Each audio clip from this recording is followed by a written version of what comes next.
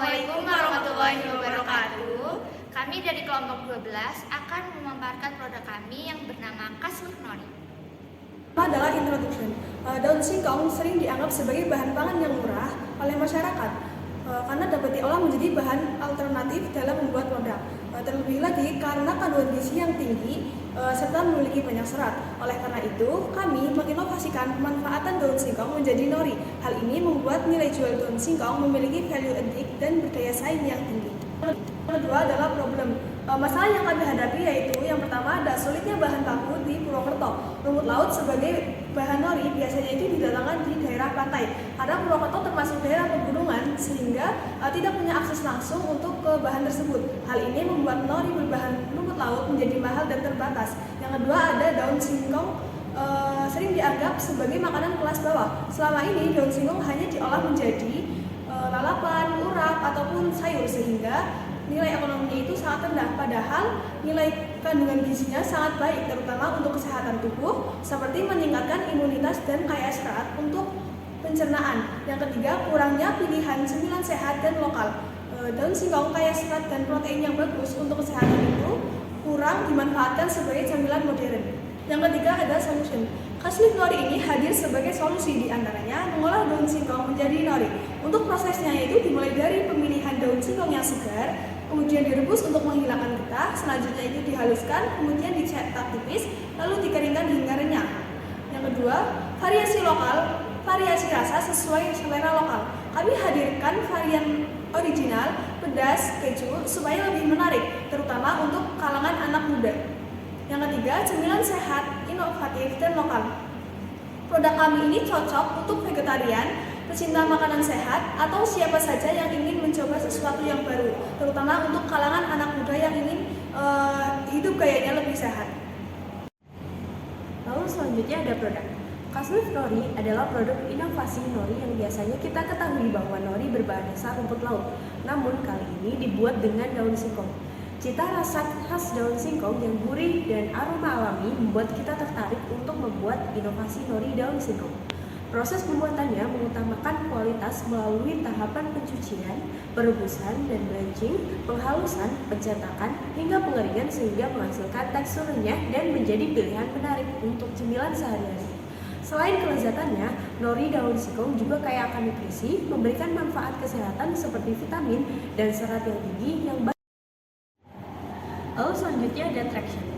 Yang pertama, produk Kasleaf Nori menunjukkan potensi pasar yang kuat melalui pendekatan inovatif dalam pemanfaatan daun singkong sebagai bahan utama alternatif pengganti rumput laut. Yang kedua, kandungan gizi tinggi seperti zat besi, protein, dan serat menyasar segmen pasar yang lebih luas, terutama anak muda dan ibu hamil yang rentan anemia dengan nilai gizi tinggi dari daun singkong. Lalu telah melalui uji coba proses produksi mulai dari pencucian hingga pengemasan. Lalu selanjutnya mengembangkan metode produksi yang memperpanjang daya simpan daun singkong, menjadikannya lebih praktis dan menarik secara komersial.